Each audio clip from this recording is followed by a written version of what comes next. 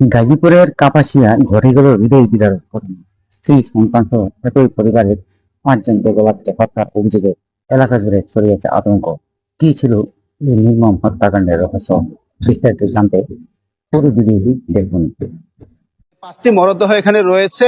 সেটি কিন্তু পারিবারিক কলহের কারণে স্বামী তার স্ত্রীকে হত্যা করেছে, অর্থাৎ গোপালগঞ্জের ফুরকান কাপাসিয়াতে মনির প্রবাসী মনিরের বাসাতে ভাড়া থাকতো এবং তার স্ত্রীর সন্তানকে নিয়ে।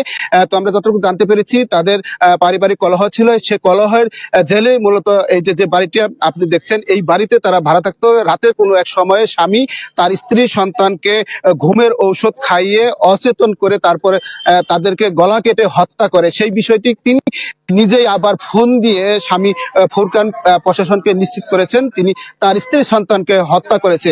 ইতিমধ্যে কিন্তু হত্যাকাণ্ডের যে রহস্য সেটি কিন্তু মোটামুটি বলা যায় যে সেটি উন্মোচন হয়েছে। তো আইন শৃঙ্খলা বাহিনীর সদস্য যারা রয়েছে তারা কিন্তু যে বাড়িটি দেখছেন সেই বাড়ির ভেতরে মূলত এই মুহূর্তে মরদেহর গুলো সুরতহাল রিপোর্ট প্রস্তুত করছেন।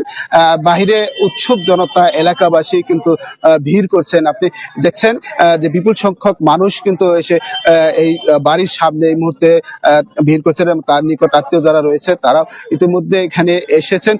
তো আমরা আসলে পুলিশের সাথে কথা বলার চেষ্টা করেছি। তো পুলিশ এই মুহূর্তে তারা আসলে কিছু বলছেন না, তবে আমাদেরকে জানিয়েছেন যেহেতু স্বামী তার স্ত্রীর সন্তানকে হত্যা করেছে, তাদের পারিবারিক কিছু বিষয় ছিল, সেই বিষয় নিয়ে আমরা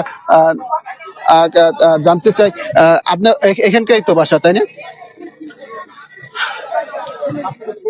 ঘটনাটা কি ছিল ভাই? আমি সঠিক জানি না, আমি এলাকার না। আচ্ছা, ভিতরে আইন শৃঙ্খলা বাহিনীর সদস্য রয়েছে, তাদের সাথে কথা বলেছি। তারা যেটি বলছেন, গতকাল রাতে তাদের পারিবারিক যে কলহ ছিল সেই কলহের জেলে প্রথমে স্ত্রী সন্তানদেরকে চেতনানাশক ঔষধ খাইয়ে, অর্থাৎ ঘুমের ওষুধ খাইয়ে তাদেরকে অচেতন করে। তারপরে কিন্তু তাকে হত্যা করা হয়। হত্যা করে এইখান থেকে তিনি পালিয়ে যান। পালিয়ে যাওয়ার পরে মূলত এইখানে যে আইন শৃঙ্খলা বাহিনীর সদস্য রয়েছেন তাদেরকে স্বামী ফুরকান ফোন দিয়ে নিশ্চিত করেছেন যে তিনি নিজেই আসলে স্ত্রীর সন্তানকে হত্যা করেছেন এবং তাদের যে পারিবারিক কলহ ছিল সেই কলহের কারণে মূলত এই হত্যাকাণ্ডটি ঘটেছে।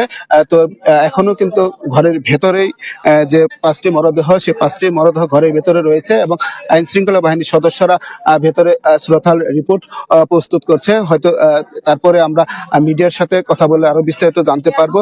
যেহেতু স্বামী ফুরকান তিনি তার হত্যাকাণ্ডের দায় স্বীকার করেছেন এবং তিনি বিষয়টি নিশ্চিত করেছেন এবং স্বামী ফুরকানকে ধরতে কোনো অভিযান চলছে কিনা এবং তিনি কোথা থেকে রয়েছে তার মোবাইল ট্র্যাকিং করে হয়তোবা ইতিমধ্যেই সেটি নিশ্চিত করা হয়েছে যে কোন সময় হত্যা করেছে এবং কি কারণে। যেহেতু পারিবারিক কলহ বলা হচ্ছে, পারিবারিক কলহের মধ্যে কিছু বিষয় থাকে, সেই সমস্ত বিষয় নিয়ে আইন শৃঙ্খলা বাহিনীর সদস্যরা কাজ করছে। তো আমরা আসলে পরে এখানে যারা রয়েছে লোকাল লোকজন, স্থানীয়রা, তাদের সাথে কথা বলেছি। তারা সকালবেলা আসলে ঘরের ভেতর থেকে কারো কোনো সারা শব্দ না পেয়ে এলাকার লোকজন এসে দরজায় নক করে এবং তখনই কিন্তু এই হত্যাকাণ্ডের বিষয়টি বেরিয়ে আসে এবং আইন শৃঙ্খলা বাহিনীকে খবর দেওয়া হয়। আইন শৃঙ্খলা বাহিনীর সদস্যরা এসে মরদেহ উদ্ধারের চেষ্টা করছে।